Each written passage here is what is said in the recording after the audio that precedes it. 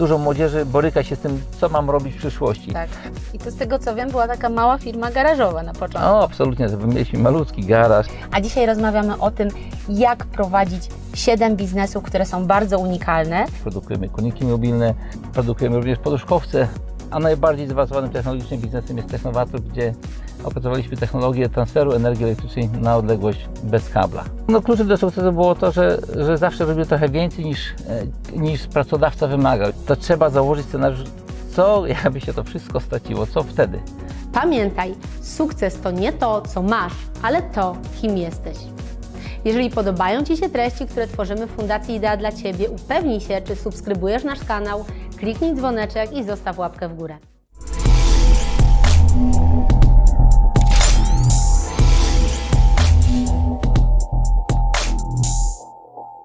Witajcie, nazywam się Agnieszka Janczura, to jest program Idea dla Ciebie, w którym rozmawiam z ciekawymi gośćmi na temat tajników wykonywanych przez nich zawodów.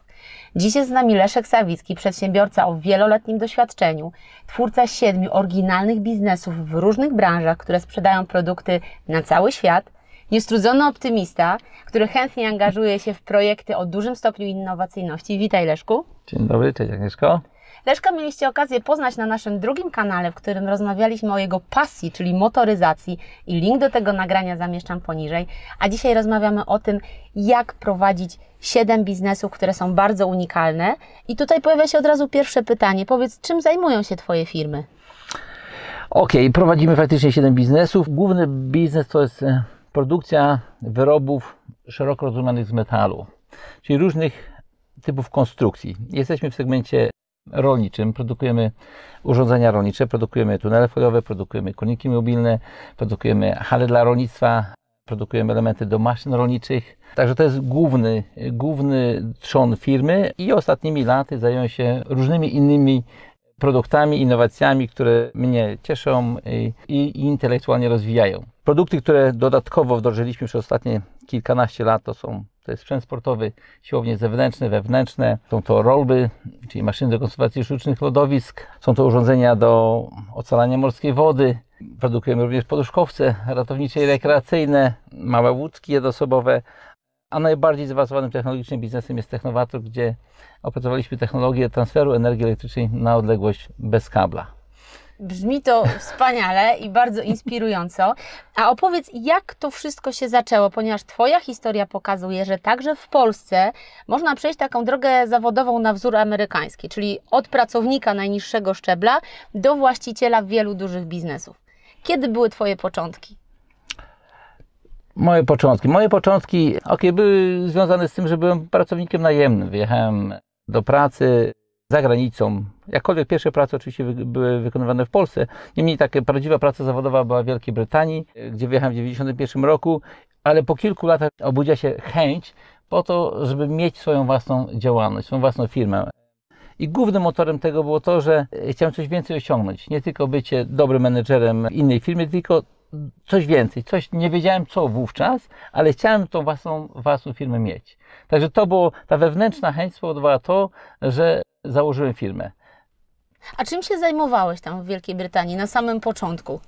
Ja skończyłem ekonomię turystyki, więc siłą rzeczy troszeczkę mnie ciągnęło do podróżowania. Wyjechałem do Wielkiej Brytanii, wówczas to się jechało do pracy w gospodarstwach ogrodniczych. Pojechałem zbierać owoce, truskawki, maliny, czereśnie, jabłka, śliwki. Niemniej w pierwszym roku to były takie prace, czyli prace stricte rolnicze.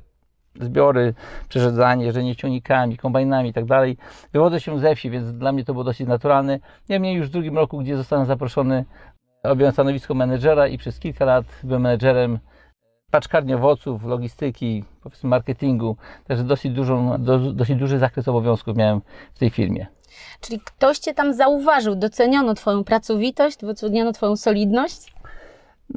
Kluczem do sukcesu było to, że zawsze robię trochę więcej niż pracodawca wymagał. Jeśli miałem coś zrobić, to zrobiłem to albo szybciej, albo więcej, albo dokładniej, albo kogoś innego zmotywować, żeby mi pomógł, żeby więcej zrobić. Zawsze chciałem pozytywnie zaskoczyć pracodawcę, a z drugiej strony dla mnie to było takie naturalne, że to powinienem zrobić. To jest bardzo ważna rada, żeby zaskoczyć pozytywnie pracodawcę. A mówiłeś, że była w Tobie taka chęć prowadzenia własnego biznesu. To jak to jest? Bo są różne opinie na ten temat. Jedni mówią, że własny biznes dodaje skrzydeł, jest taką drogą do wolności finansowej. Inni mówią, że wymaga zaangażowania 24 godziny na dobę, wiąże się z dużą odpowiedzialnością, z podejmowaniem ryzyka. To jak było u Ciebie? Ja po prostu chciałem mieć tą wolność. Ja wiedziałem, że pracując u pracodawcy zarobię określone środki.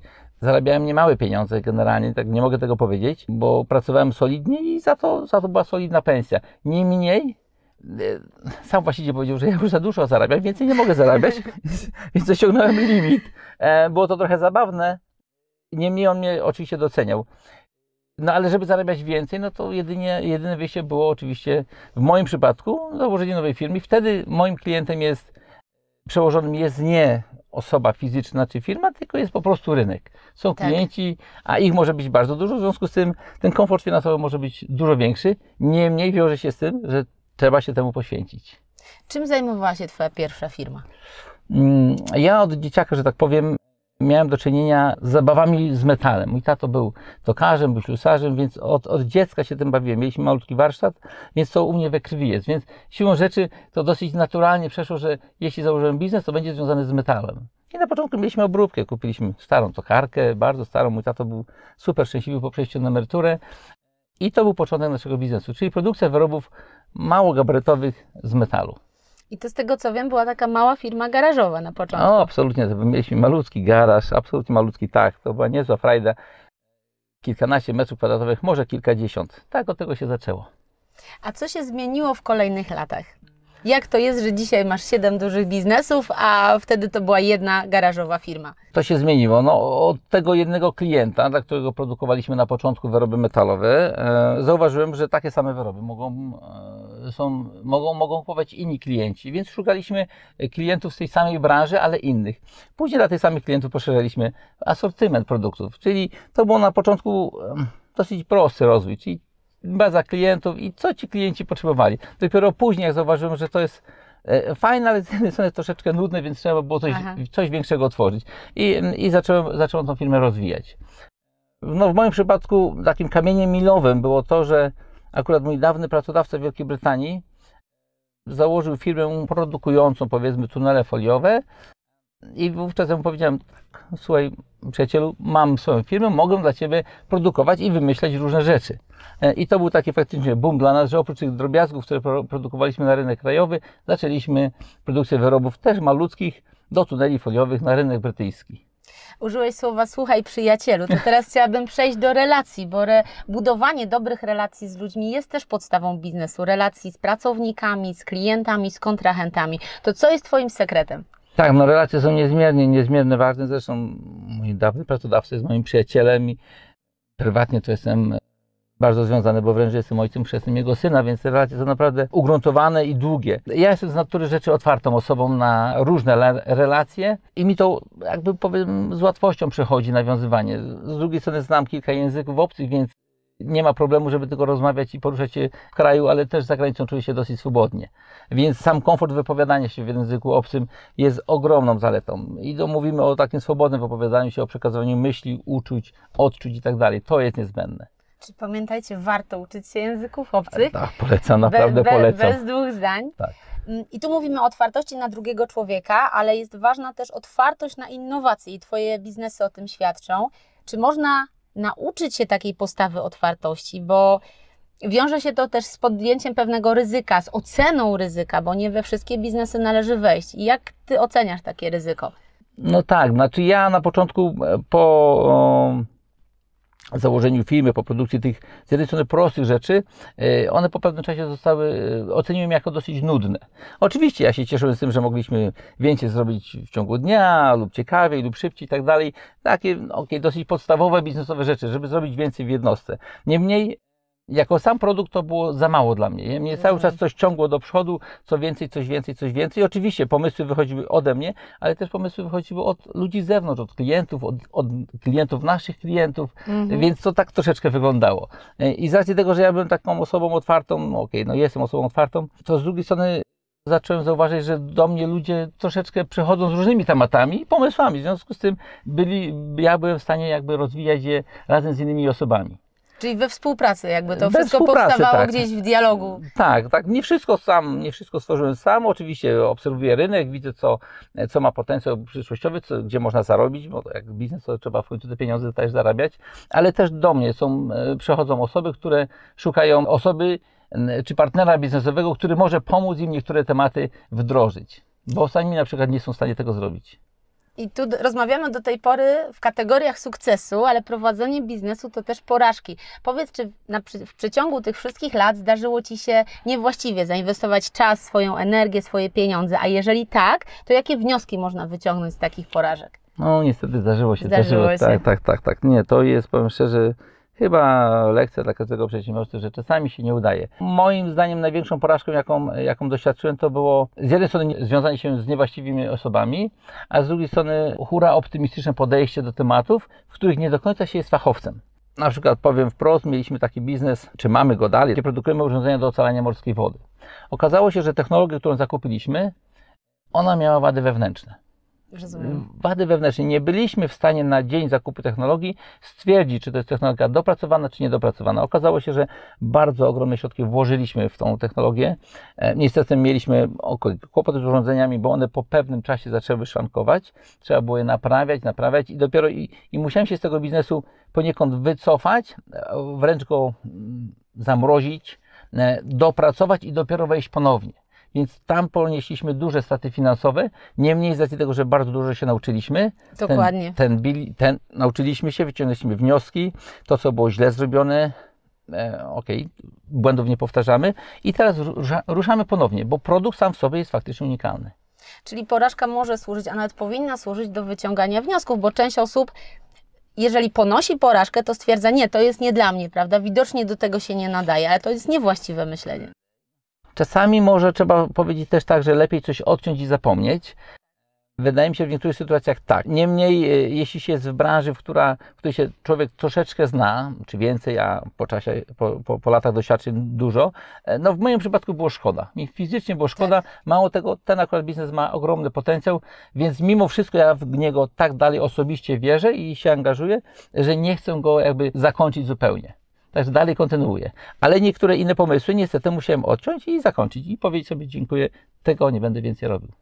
To w takim razie to jest codzienność, która polega na podejmowaniu nieustannych decyzji między sprawami bardzo ważnymi, a super ważnymi. Jak udaje Ci się podejmować decyzje, mając 7 firm? Czy jest na to jakiś sposób na podejmowanie dobrych decyzji właściwie w krótkim czasie? Ja myślę, że to dosyć dużo też zależy od instynktu. Od odczucia wewnętrznego, czy coś jest słuszne, czy niesłuszne. Z drugiej strony, no to trzeba obserwować rynek. Jeśli się okaże, że dany produkt, czy dane usługi jednak nie spisują się, albo nie jesteśmy w stanie ich zrealizować, to nie róbmy tego. Ja z niektórymi tematami powiedziałem sobie, mimo że to też jest obiecujące, to niestety powiedziałem koniec, bo nie było sensu kontynuować. I oczywiście zależy też, kto w tym biznesie jest zaangażowany, czy jestem sam, czy są wspólnicy, czy są inni ludzie. Jeśli inni ludzie okażą się nie do końca szczerzy, albo nie do końca pracowici, no to samemu bardzo ciężko jest coś dalej jakby pchać do przodu. W związku z tym niektóre biznesy musiałem zamknąć ze względu na to, że spółki, które były tworzone, no nie miały prawa bytu i nie miały przyszłości. Czy najczęściej podejmujesz decyzje samodzielnie, czy jednak częściej je konsultujesz z innymi osobami? Rzadko konsultuję, powiem szczerze. Rzadko. Niemniej biznesowe wyzwania konsultuję z małżonką. Na wiele tych biznesów miałem zgodę. Na niektóre nie miałem zgody, a przekonałem żonę, ale tak, kobiety, powiem szczerze, mają też intuicję, czy coś warto wejść, czy nie warto wejść i tego trzeba słuchać. Także pamiętajcie, to warto słuchać. Niemniej moja wewnętrzna intuicja podpowiada, czy warto, czy nie warto. Ja jestem na tyle optymistą i entuzjastą, że prawie we wszystko wierzę, ale nauczyłem się mówić niestety ostatnimi czasy nie do pewnych pomysłów, do pewnych idei, pewnych, osób. Wspominasz o żonie, czyli masz żonę, masz 3 wspaniałych dzieci. Jak udaje Ci się godzić życie zawodowe z życiem rodzinnym? No, to nie jest takie do końca łatwe. No tak, jak się ma dosyć dużo pracy, dużo przedsiębiorstw, poświęcam się firmie, nie ma co, no, rodzina troszeczkę cierpi, niemniej no, staram się być codziennie w domu, oczywiście angażować się z dziećmi, trochę z nimi grać, bawić, wspólnie spędzać czas na wakacjach, czy tam w ciągu dnia. Wydaje mi się, że mógłbym ileś tam procent więcej na tą rodzinę poświęcać i to jest wewnętrzny gdzieś tam taki smutek, że tego jest troszeczkę za mało. Ale nie jest tak, że mnie w ogóle w domu nie ma. To też nie można tak powiedzieć, że mimo wszystko to znajduję czas na dzieci, znajduję czas na rodzinę, znajduję czas na przyjaciół, na rzeczy niezwiązane z biznesem. Nasza fundacja zajmuje się też pomocą młodym ludziom, którzy stoją na progu dorosłego życia i wybierają szkołę, wybierają studia, wybierają zawód. Powiedz, co mógłbyś doradzić takim osobom? Czym one się powinny kierować w tym wyborze? Czy może być taka jedna złota rada? Jedna złota rada, może jedna to za mało. Tak. Moim zdaniem ja sugerowałbym dwa kierunki. No pierwszy, jeśli ktoś ma faktycznie hobby, ja od dzieciaka lubiłem bawić się z metalem, czy lubiłem giąć, spawać, bawić się fizycznie. W związku z tym ten nasz biznes metalowy, a wszystko co robimy związane jest z metalem. Tak, Fakt, tak. że przyjmuje to różne formy i to faktycznie cieszy. Więc z jednej strony, jeśli ktoś ma pasję, proszę bardzo rozwijać. To jest dosyć naturalne, bo później pracować z tym, co się lubi, no to jest w ogóle frajda. No to jest jakby jeden kierunek, ale takich wiem, że na dzień dzisiejszy ludzi, którzy w młodym wieku mają ściśle określone hobby, nie ma za dużo. Realnie nie ma za dużo i dużo młodzieży boryka się z tym, co mam robić w przyszłości. Tak. Jeśli ktoś jest bardzo otwarty, no to powinien przeanalizować, co się najbardziej po prostu opłaca, w którym kierunku pójść, jakie prace są najbardziej dochodowe, jakie biznesy są przyszłościowe. I takie wybrać. Jeśli ktoś jest, nie wiem, ma zdolności manualne, to może iść powiedzmy w jakichś kierunkach, gdzie faktycznie ta praca fizyczna, manualna jest wartościowa. Jeśli ktoś ma umysł ścisły, no to może iść faktycznie na biznesy związane z automatyką, robotyką, mechatroniką i tak dalej. W takim kierunku, ale trzeba wybrać, co się najbardziej opłaca. To jest jakby moja rada.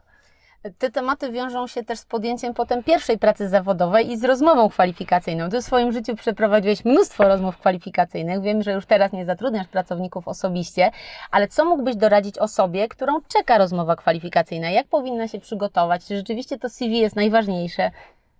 Znaczy, ja na chwilę obecną CV traktuję, że ono jest przydatne, ale na pewno nie jest najważniejsze, bo Tak. często w CV oczywiście to CV jest tak jakby upiększone, pokazuje, że co to człowiek nie osiągnął. Na pewno musi być w CV, co człowiek osiągnął. Tak, żeby to było pokazane, uwydatnione i później, żeby podczas rozmowy kwalifikacyjnej faktycznie to powiedzieć z pasją. Jeśli to jest przekazane, to po drugiej stronie rozmówca już jest też zainspirowany. Także ja na przykład jak rozmawiam, to ja chcę zobaczyć, jaki jest człowiek po drugiej stronie. Także to mnie interesuje. Nie do końca, co on umie, oczywiście, no, jeśli zatrudniamy konstruktora, no to musi znać się na projektowaniu siłą rzeczy. No, nie możemy zatrudnić, powiedzmy, kogoś, kto nie ma z tym do czynienia, chyba że chce się nauczyć. To jest jakby, wtedy jest na inne stanowisko przyjmowane. Także jeśli zatrudniamy fachowca, no to pytam, co faktycznie robi w tej branży. Ale jeśli nie, to mnie interesuje podejście do pracy, podejście do życia, jaką osobą, jaki ma charakter, jaką osobą ten kandydat jest i co może do firmy faktycznie wnieść. I poniekąd patrzę na niego przez pryzmat jakby swojej osoby, czyli czy ma moje cechy, czy nie ma. Jeśli ma